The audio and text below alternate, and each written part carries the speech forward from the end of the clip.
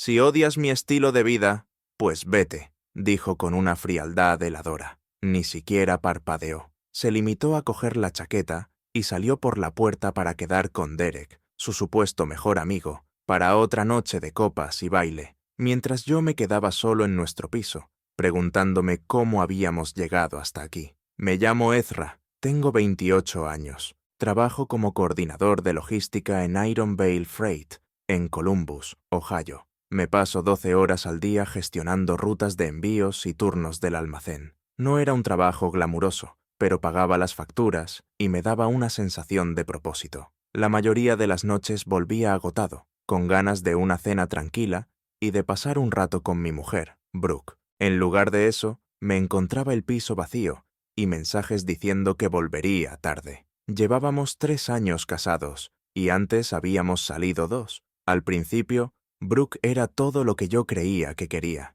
Impulsiva, llena de energía, siempre riéndose. Me hacía sentir vivo de una forma que no había experimentado antes. Pero en algún momento, esa espontaneidad se convirtió en otra cosa. Algo que me dejaba plantado en la cocina a las 11 de la noche, cenando sobras y mirando el móvil. Las discusiones se habían vuelto rutina. Yo le preguntaba a dónde iba. Ella me decía que estaba siendo controlador. Yo proponía que pasáramos un fin de semana juntos, solo los dos. Ella decía que intentaba aislarla de sus amigos. Cada conversación era como cruzar un campo de minas, y al final siempre era yo el que terminaba pidiendo perdón, solo para mantener la calma. Aquella noche, la noche en que me dijo que me fuera, yo solo le había pedido que se quedara en casa una vez. Hacía semanas que no teníamos una conversación de verdad, pero me miró como si le hubiera pedido que dejara de respirar. «Ya sabías cómo era cuando te casaste conmigo»,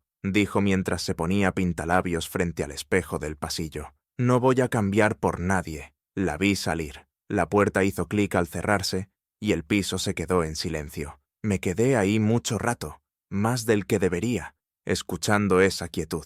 Era el tipo de silencio que te obliga a darte cuenta de lo solo que estás. Aquella noche algo se movió dentro de mí. No fue un momento dramático, solo un pensamiento pequeño y cansado que se me quedó clavado en el pecho y no se iba. Quizá tenía razón, quizá yo debería irme. Esa idea no llegó con rabia ni con tristeza, llegó con agotamiento, de ese que se mete en los huesos después de años intentando sostener algo que la otra persona no deja de romper. Conocí a Brooke en el cumpleaños de un amigo, cuando yo tenía 23. Entró con un vestido rojo, riéndose de algo que alguien había dicho, y parecía que toda la sala se inclinaba hacia ella. No fui el único que se fijó, pero, de algún modo, fui yo con quien habló toda la noche. Me dijo que le encantaba mi estabilidad, que yo era distinto a los chicos con los que solía salir. Yo lo tomé como un halago. Ahora, mirando atrás, creo que solo necesitaba a alguien estable al que volver entre aventura y aventura. Alguien que siempre estuviera ahí, por muchas veces que ella eligiera otra cosa, antes que a él. El primer año de matrimonio fue bueno. Salíamos juntos los fines de semana, organizábamos cenas con amigos, hacíamos viajes en coche sin un destino concreto. Pero, poco a poco, esos momentos compartidos fueron desapareciendo. Brooke empezó a salir sin mí, primero una vez a la semana, luego 2, y después se convirtió en lo normal. Y yo me quedé preguntándome en qué momento exacto me había convertido en un simple detalle en mi propio matrimonio. Derek llevaba en nuestras vidas desde antes de casarnos. Se conocían desde la universidad y Brooke insistía en que su amistad era completamente platónica. Yo quería creerla, de verdad que quería, pero llega un punto en el que, después de ver a tu mujer arreglarse una y otra vez para salir con otro hombre, las dudas se cuelan y se instalan justo en los huecos donde antes vivía la confianza. Lo saqué una vez, al principio del matrimonio. Le pregunté si quizá podían pasar menos tiempo juntos o si yo podía unirme alguna vez. Brooke se rió como si yo hubiera contado un chiste. «Lo odiarías», dijo. «Tú no eres de discotecas». No le faltaba razón. Nunca me gustaron la música a todo volumen, ni los bares abarrotados, pero lo habría intentado. Por ella, habría intentado cualquier cosa. Mis padres llevaban 35 años casados. Mi padre siempre decía que el secreto era estar presente incluso cuando no te apetecía. Así que eso hice yo. Estuve. Cociné cenas que ella no se comía. Me quedé despierto esperando las noches en las que no volvía hasta el amanecer. Me repetía que el matrimonio era trabajo, que todas las parejas pasaban por baches. Mi hermana Audrey lo vio antes que yo. Vino a visitarme unos meses antes de que todo se viniera abajo, y mientras Brooke estaba fuera, me apartó. «No te trata bien», me dijo en voz baja. «Lo sabes, ¿verdad?». No respondí. No podía, porque admitirlo en voz alta habría significado reconocer que me había equivocado, y aún no estaba preparado. Las señales estaban por todas partes. Yo simplemente decidí no verlas. La noche en que todo cambió, empezó como cualquiera. Llegué a casa sobre las 7, esperando encontrar a Brooke arreglándose para salir. En cambio, ya estaba vestida, con las llaves en la mano, sin mirarme apenas al entrar. «Derek me recoge en 10 minutos», dijo. «No me esperes». Dejé la mochila despacio. «¿Podemos hablar antes?», suspiró, de ese modo que te hace sentir una carga. «¿De qué?». «De nosotros, de que no hemos pasado una tarde de verdad juntos en más de un mes. Otra vez con esto». Puso los ojos en blanco. «No voy a tener esta conversación ahora, Ezra. Tengo planes». «Siempre tienes planes. Ese es el problema». Entonces se giró para mirarme. La frialdad de su expresión me hizo dar un paso atrás. «Si odias mi estilo de vida, pues vete. No voy a quedarme metida en este piso todas las noches, solo porque tú no soportas que yo tenga vida». «¿Tener vida?». No pude disimular la incredulidad. «Brooke, soy tu marido. Se supone que soy parte de tu vida. Eres parte de mi vida, pero no eres la única parte». Cogió el bolso. «Volveré más tarde, o mañana, lo que sea». Se fue así, sin más, ni un beso de despedida, ni el menor intento de entender de dónde venía yo. Solo el portazo y el taconeo, alejándose por el pasillo, hasta que el sonido se apagó y no quedó nada. Me quedé en el salón un buen rato, después de que se marchara. El piso se sentía distinto, más pequeño, más vacío, como si le hubieran sacado el aire y solo hubiera quedado el cascarón hueco de lo que antes éramos. Fui al dormitorio y abrí el armario. Su lado rebosaba de vestidos y zapatos,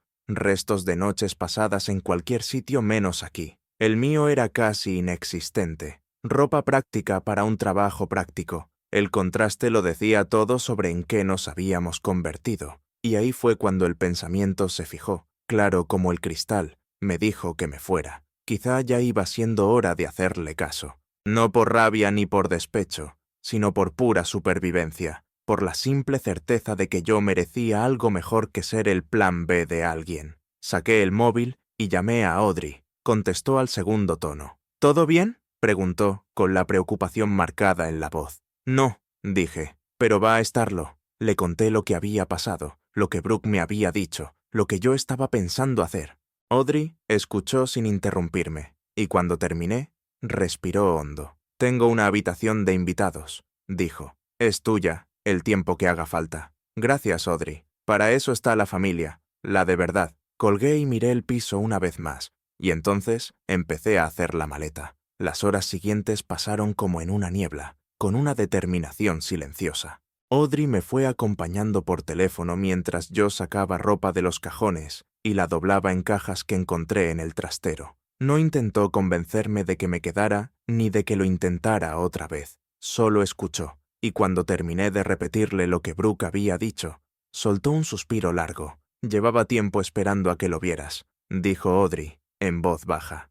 «Siento que hayas tardado tanto». No respondí. No había mucho que decir. Me había pasado 3 años poniendo excusas por alguien que nunca las ponía por mí. Esa conclusión debería haber dolido más, pero lo que sentía, sobre todo, era cansancio. Cansancio de pelear, cansancio de esperar, cansancio de ser el único que se presentaba en un matrimonio que necesitaba a 2. Fui habitación por habitación, de forma metódica. En la cocina no había casi nada mío, salvo una taza de café que me había regalado mi padre hacía años y una sartén de hierro fundido que había sido de mi abuela. En el baño, lo mismo. Brooke había conquistado cada superficie con productos y maquillaje, dejándome un rincón del botiquín para el cepillo de dientes y la maquinilla. Recogí mis cosas en minutos. El dormitorio fue lo que más me costó, no porque tuviera mucho, sino porque cada objeto llevaba una memoria encima. el reloj que me regaló por nuestro primer aniversario, la foto enmarcada de nuestra luna de miel en Savannah, el libro que llevaba meses leyendo y nunca terminaba, porque siempre estaba esperando a que ella volviera. La foto la dejé, el reloj me lo llevé. Algunas cosas merecían quedarse contigo, aunque la persona que te las dio ya no lo mereciera. Para medianoche ya lo había metido todo en el coche. No era gran cosa, unas cuantas cajas de ropa, algunos libros, el portátil y esa pequeña colección de objetos personales que componían mi vida fuera de este matrimonio.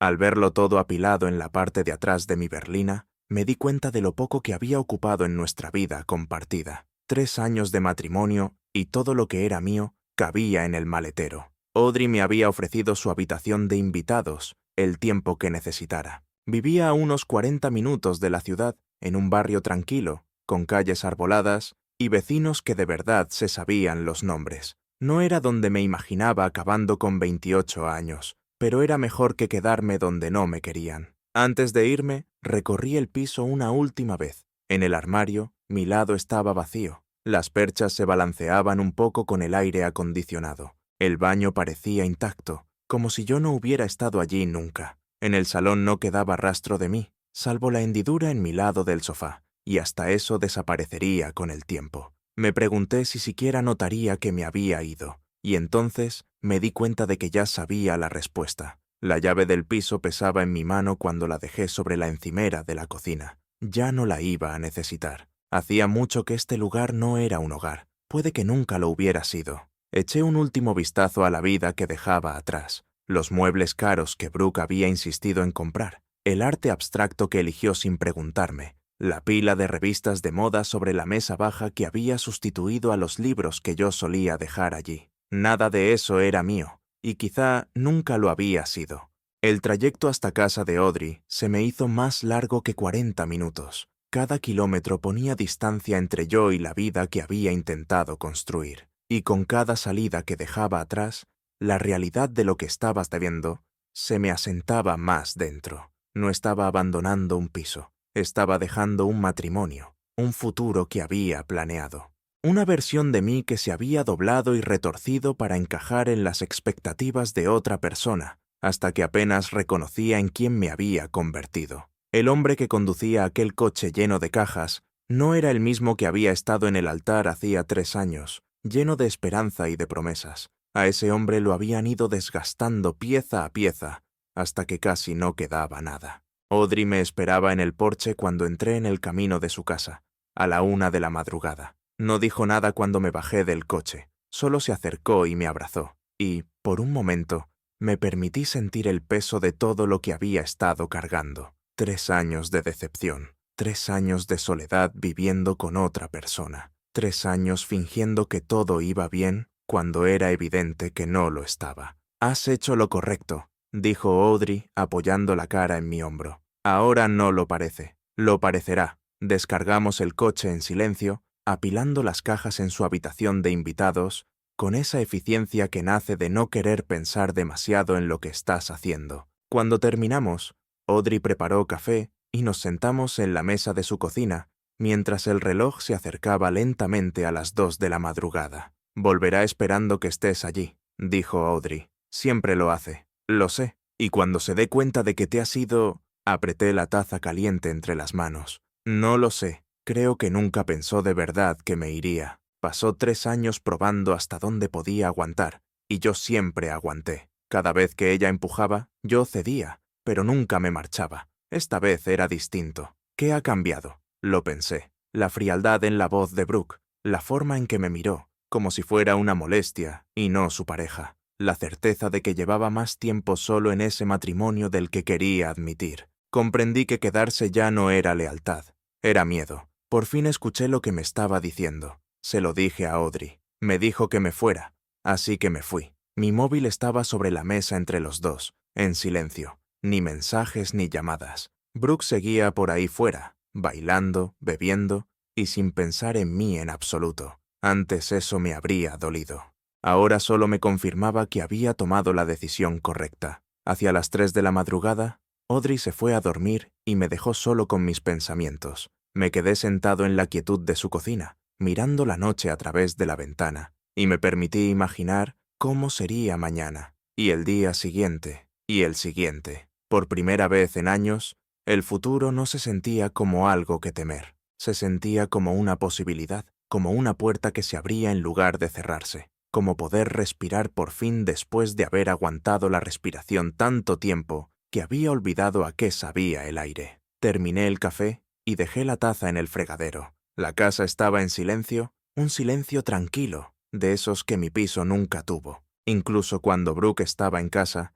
siempre había tensión, siempre la espera del próximo conflicto, de la próxima decepción. Aquí solo había calma, y era hermosa. Antes de irme del piso, había dejado una nota. Me costó 3 intentos dar con ella. La primera versión era demasiado larga, llena de explicaciones y justificaciones que Brooke no iba a leer. La segunda era demasiado agresiva, cargada de reproches que solo le habrían dado munición para hacerse la víctima, como siempre. La tercera fue simple, directa, exactamente lo que necesitaba decir y nada más. Disfruta de tu vida superficial, porque yo he terminado. La dejé sobre la encimera de la cocina, apoyada contra la cafetera, donde la vería al volver a casa buscando agua para curarse la resaca. Una parte de mí se preguntó si estaba siendo cruel. El resto sabía que la verdadera crueldad habría sido quedarme y dejar que ambos nos pudriéramos en un matrimonio que llevaba muerto mucho antes de que ninguno quisiera admitirlo. A las 4 de la mañana, por fin se iluminó mi móvil. El nombre de Brooke apareció en la pantalla, seguido de una serie de mensajes que llegaron uno tras otro. ¿Dónde estás, Ezra? Esto no tiene gracia. ¿Por qué no están tus cosas? Llámame ahora mismo. Leí cada mensaje sin responder. No había nada que decir que la nota no dejara claro. Me dijo que me fuera. Me fui. La lógica era sencilla, aunque llevara 3 años demasiado tarde ponerla en práctica. El teléfono empezó a sonar. Dejé que saltara el buzón de voz. Volvió a sonar una y otra vez. En la quinta llamada lo apagué y lo dejé boca abajo sobre la mesa de la cocina de Audrey. El silencio que siguió no era como el del piso. Este silencio era tranquilo, merecido, como la calma después de una tormenta de la que no te das cuenta de que llevabas años protegiéndote. Pensé en todas las noches esperándola despierto, en todas las cenas que se quedaron frías mientras yo cenaba solo, en todas las conversaciones que acababan en discusión porque me atrevía a querer algo más que migajas de su atención. Pensé en cómo se reía con Derek, fuerte y de verdad, de una forma que ya no se reía conmigo. Pensé en las promesas que nos hicimos en nuestra boda y en cómo ella rompió cada una mientras yo seguía intentando mantenernos a flote. Había construido una vida en la que no había sitio para mí. Lo mínimo que podía hacer era dejar de forzar mi presencia en lugares donde no era bienvenido. Cerca del amanecer, por fin me quedé dormido en el sofá de Audrey. Mis sueños fueron vacíos y tranquilos, libres de la ansiedad que me había acompañado durante meses. Cuando desperté unas horas después, el sol entraba a raudales por las ventanas y mi hermana estaba preparando el desayuno. «Me llamó», dijo Audrey sin apartar la vista de la sartén. 7 veces, entre las 4 y las 6 de la mañana. «¿Y qué le dijiste?» «Nada», no contesté. Le dio la vuelta a una tortita con la facilidad de quien ha hecho eso 1000 veces. Dejó mensajes de voz. El primero era de enfado, el segundo llorando, el tercero con amenazas. En el séptimo suplicaba. Me senté a la mesa y acepté el plato que Audrey me tendió. «No quiero escucharlos». «Bien, no deberías». Comimos en un silencio cómodo. Las tortitas estaban perfectas,